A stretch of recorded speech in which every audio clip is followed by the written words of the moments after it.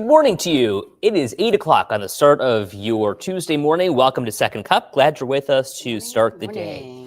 It is cold to start the day. Oh my gosh. 15 degrees is what we're maxing out at today. I'm not built for this at all. I had to wear layers and layers and layers just to walk from my apartment to my car. My poor dog was like crashing through the snow / ice mixture this morning. It's just frigid, and so windy on top of it. Oh, it's just Poor Reese.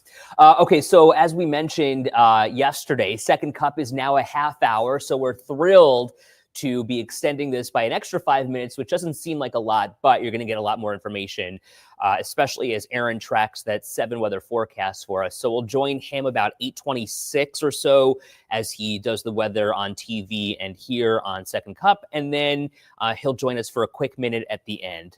We should also point out this morning that we're following some breaking news. This in southern Erie County. In addition now to Collins Correctional Facility's COs, their corrections officers being on strike, we're now learning corrections officers at Wendy Correctional Facility are also on strike.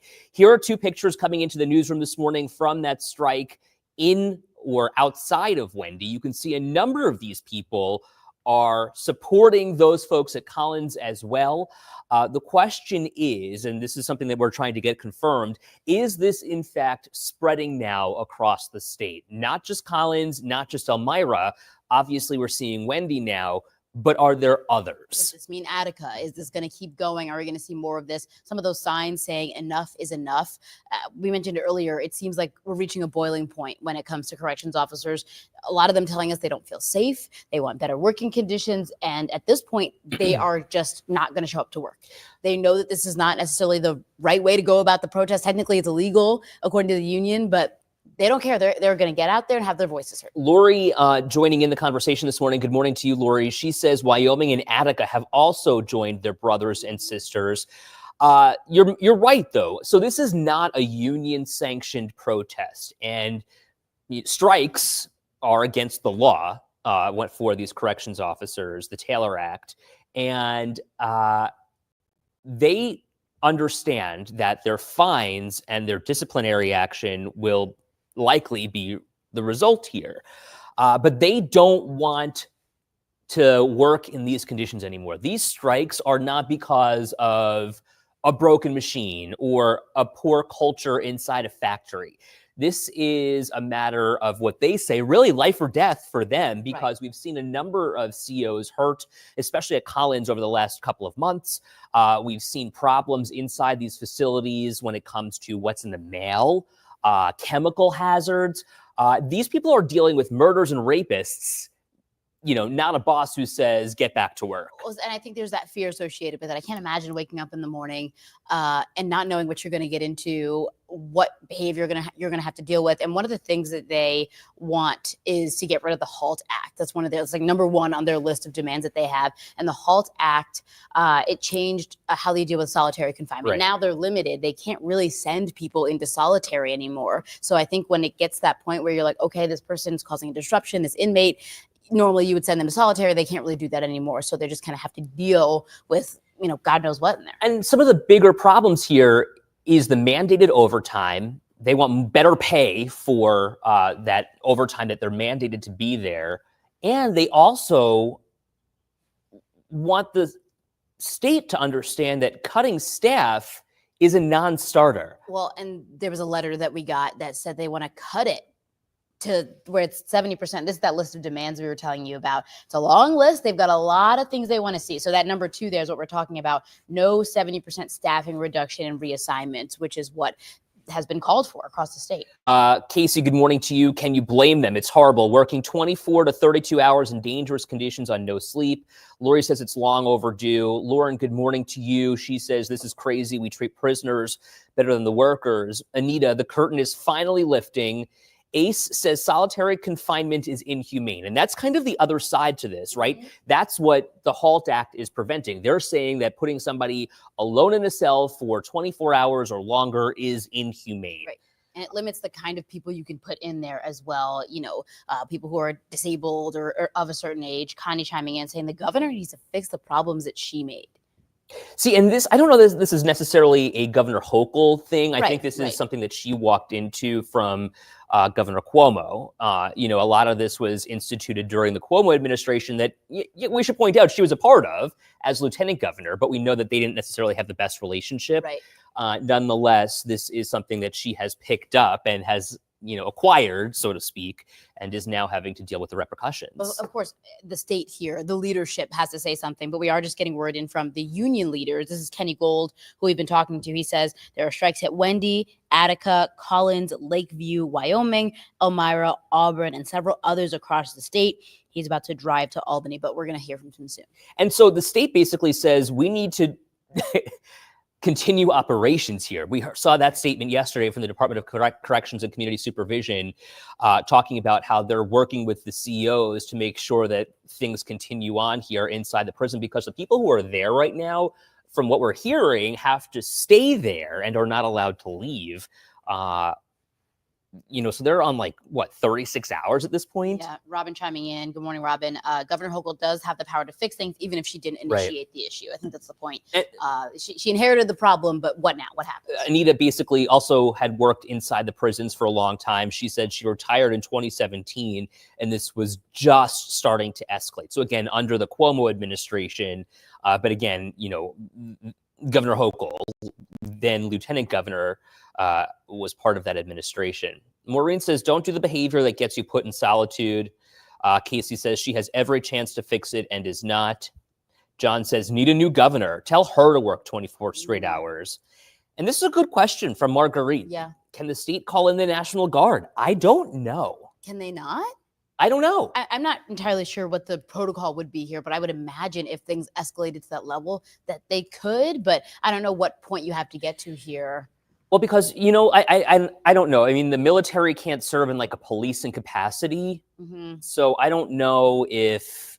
I think if it continues to be this protest, whether you say it, I don't think so. But if it were to escalate in some way, maybe, I don't know. And so Julie says, what about the guards that brutally murdered the prisoner on camera? And so that's, again, I think part of A's story. I don't know if it's part of this one in particular, because the guards, the prison corrections officers, and a number of staffers has been complaining about this for a long time, saying staffing's out of control. They don't feel safe. They're not being paid enough. The conditions inside these facilities are unacceptable. I think that's something you hear on both sides, though. The conditions Sure. inside the facilities, because we get calls all the time or emails from people who have loved ones that are inmates that say the conditions are deplorable and they're being mistreated. So we're hearing complaints, frankly, on both sides of it, from the corrections officers who say, we can't handle this. It's impossible to come to work every day. And then from the inmates who say, while we're inmates, we do have rights as well. Right, they're humans. Anita, first, the COs that are locked in are sleeping in the gym on cots, working 12 hours on, 12 off. Ace says the correctional officers start a lot of drama that comes back at them. See, I wonder why you say that, Ace, and what you're saying here,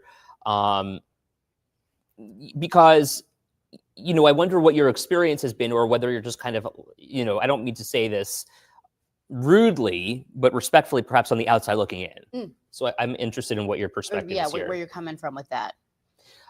Karen says, hopefully they are being heard and there will be real change. Well, this is big, right? I Yeah. mean, I can't remember. Have you seen, this many prisons go on strike? When's the last time this No, happened? yeah.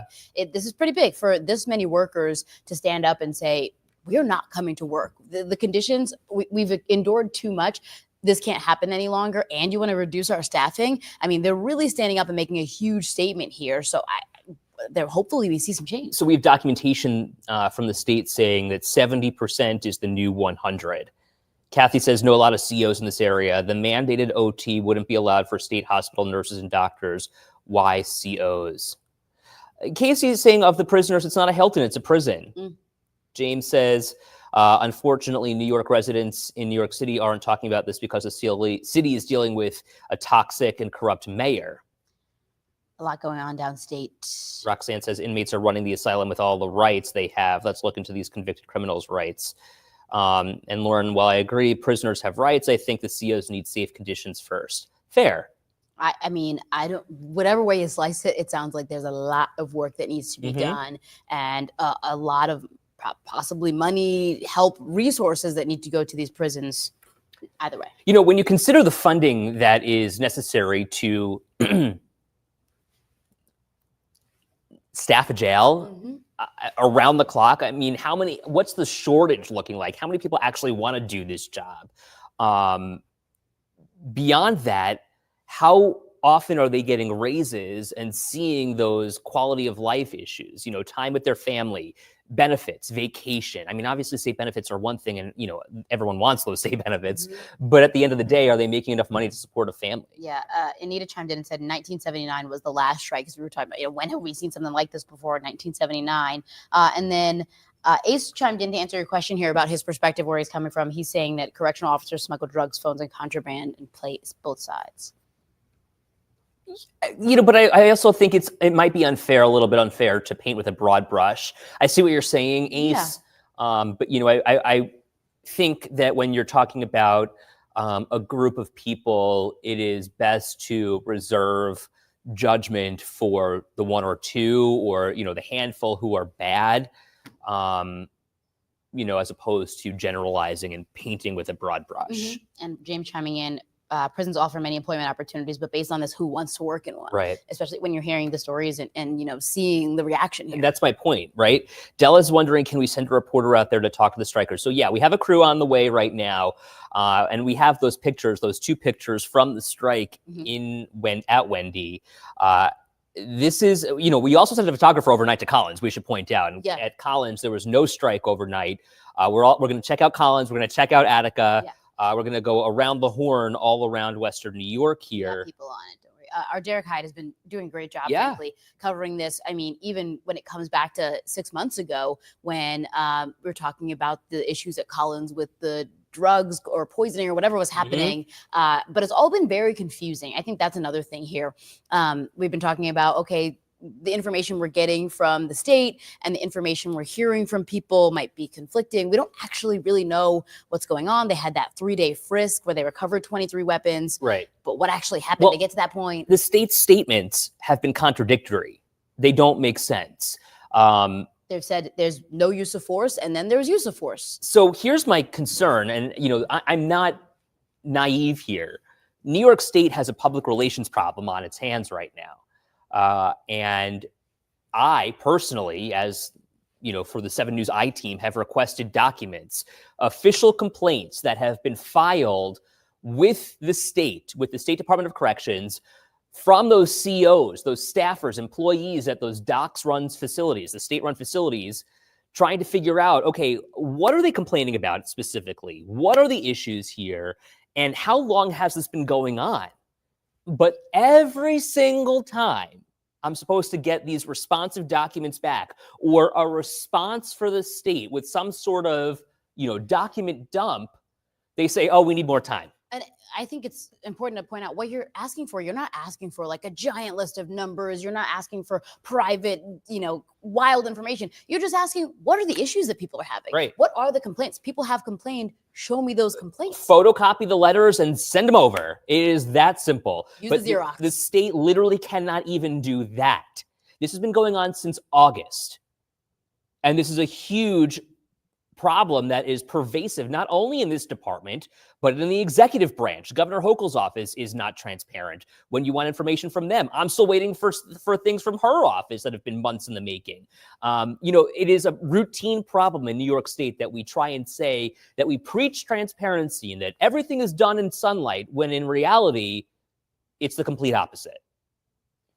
I'll get off my soapbox. No, it's important. And I think it's good that we have so many voices chiming in on this as well, because everyone has different experiences, but clearly this is making a huge impact in our area and around the state. And to Kathy's point here, you know, talk to any of the CEOs in the area. The problem is they can't talk. They are they cannot, like, I don't know, it's legally, but they're being told not to. Right. So everything has to be funneled through the union. So if you are trying to get actual information, and, you know, CEOs have individually filed complaints, that's how you're going to get all of that information.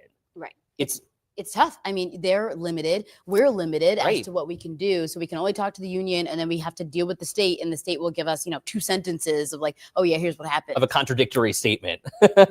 So Derek Hyde, as you mentioned, is going to be down there for us today. He's going to be checking this out.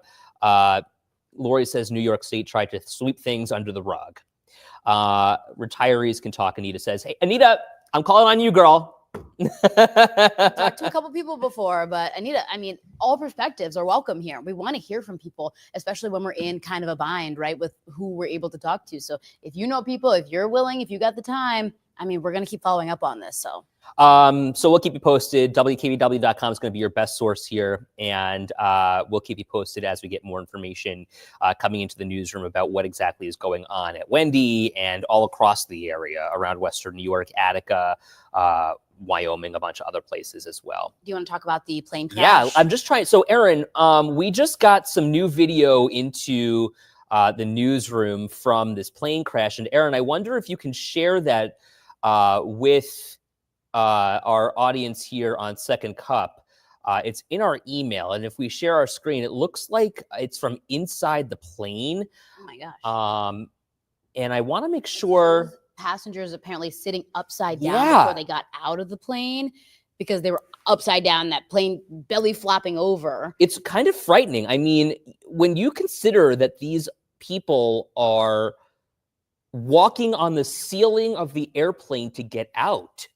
Like, what? Yeah, it's unbelievable. So that notification came into my phone yesterday evening, afternoon, and I was like, no way this is happening again. No way we're seeing this, because we had the, tragic crash in DC. There was a crash in Alaska where 10 people died. I mean, this is the Philly crash. The Philly crash. This is the DC crash, one right, in North America in however many days.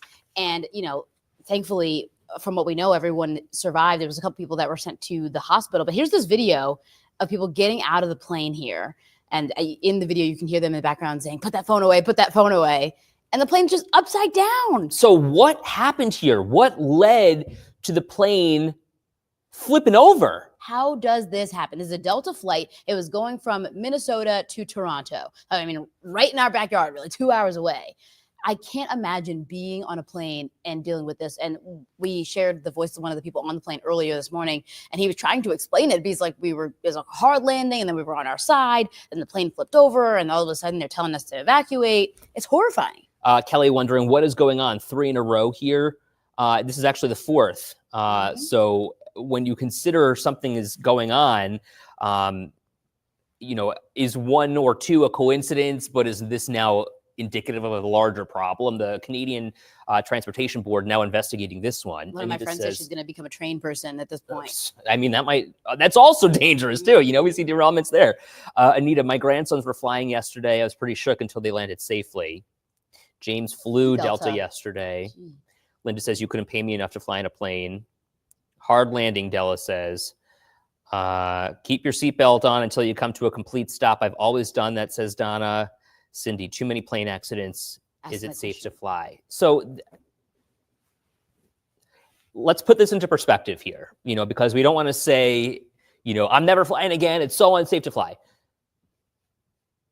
We didn't see a deadly commercial airliner crash in the United States for 16 years. That's a staggering number, right? That's a long time before there were any fatalities. There were a lot of scary situations, right? We hear those near misses or close wild calls, scenes from a plane or things like that. But there was a lot done since 3407 happened to make the skies safer. Right. And so, 16 years later, we've seen that obviously that deadly crash in DC between a helicopter and a commercial airliner. We know about 67 people died, 70 people died. And now we're seeing this latest crash in Toronto. Again, it's a different country. It was coming from Minneapolis, going to Toronto. The landing, what happened here, still unclear. But everyone survived. Mm-hmm. I mean, that's the miracle here. Yeah, there are 2 people that we've heard that are in critical conditions, are probably badly hurt. Man in his 60s, woman in her 40s. So we'll have to, keep them in our thoughts and prayers. But wild to think that this plane went belly up and everyone's okay. Right. Anita says, I'm guessing car accidents versus plane accidents probably don't compare. Right. That's kind of my point. Barb says, I'm not flying ever again. I used to fly many times, but since I'm missing my trucking days, I'd rather be my own pilot. Lauren's just talking about her anxiety. I know. I mean, it's scary. I think Mark said he has to fly back to Buffalo today. He's coming from New Orleans, I think. I mean, I haven't had to fly since any of these crashes have happened, but I think I'd be a little nervous. I don't know. Again, I love flying. I think that it's the greatest thing in the entire world. I think Awesome. it's fascinating that this metal tube can just go up in the air. But you don't hear of these things happening that often. And I think when the DC crash happened, I mean, that one was just such an anomaly. And the more we learned about it, we were just like, oh, how could this happen? There's so many flights that land safely every single day. There have been several flights that have come in and out of Buffalo already today, and things have been just fine. So for us to see these 4 happen back to back to back to back, it's horrifying. But on the whole, people are still flying every day and making it to their destination. Going all over the place, all around the world. And, we see Kathy's comment here about weather issues. So we know it was a little bit windy yesterday in Toronto, but that doesn't necessarily mean that weather was the issue here. Right. And what the cause was of this one is still kind of unclear. Yeah, Della says she loves flying. Anita says, I'll definitely still fly. I might just be praying. Yeah. That's usually my vibe. It gets a little bumpy, and then I'm getting in there, and we're talking straight to the big guy upstairs as soon as it gets to that moment. It's all about perspective is what Anita says. Jessica says, I have to fly with my family for vacation. I hate flying now. I'm so scared. It'll be all right. It'll be good. Just take a deep breath. Maybe have a glass of wine or two, and everything's going to be fine. Yeah. Jessica. Every day is scary. Anything can happen anytime. Yeah. You just got to live life. You can't live in fear. But, we do have to talk about these things. And that video, I mean, you can't not just be like, what? And this is the other video that just came into the newsroom. Again, look at these people hanging upside down here. It is surreal to see something like that. Just hanging out of their seats. As someone mentioned earlier, you got to keep that seatbelt on until the very last moment. And then but this is right before they were evacuated as the plane's upside down. Crystal. Yeah, no kidding. This is why there are bars in airports. With courage for that flight. Maureen, good morning to you on Twitter. Heading to Florida in 42 days. It'll be fine. Plane crashes are typically pretty rare. So this was a regional jet. It was operated by Endeavor Air, I believe. And this is one of those things that, is a direct result of the crash of Flight 3407. You now know that it's not Delta flying your plane. It's Endeavor Air. It's Delta that's kind of contracted with Endeavor Air, an offshoot, a regional airline that is now flying under the Delta name. That said, these pilots who are coming in, everyone has to be trained up to the same level. It's not a matter of you're a regional pilot. You don't have to have as many hours as a mainline commercial pilot. It's that one level of safety that came out as, again, a direct result of the crash of Flight 3407. Same standard. That everyone has to be trained the same way. Peter says, I'll be flying no matter what, reading the safety information guide, the Bible, and have a screwdriver before taking off. Yeah, my friend flew to visit me that same weekend when the DC crash happened. And my friend was coming from DC. Wow. And she said, it was difficult for the flight attendants to try to kind of keep the mood light on the plane and try to, they tried to like make a couple jokes here and there. And they said people were not having it. I mean, usually during like the demonstration, they do the thing, help yourself before you help others, whatever. And people are paying attention. They're on their phones, they're reading their books, doing whatever. She said everyone was like glued to the flight attendant doing that safety demonstration. Well, and it just goes to show you that that's an important thing, right? Yeah, we should probably be paying attention. Kathy says it sure looks like all these crashes are from contract airlines and contract carriers. And look, I don't want to, again, generalize, and I don't want to say that it is or isn't.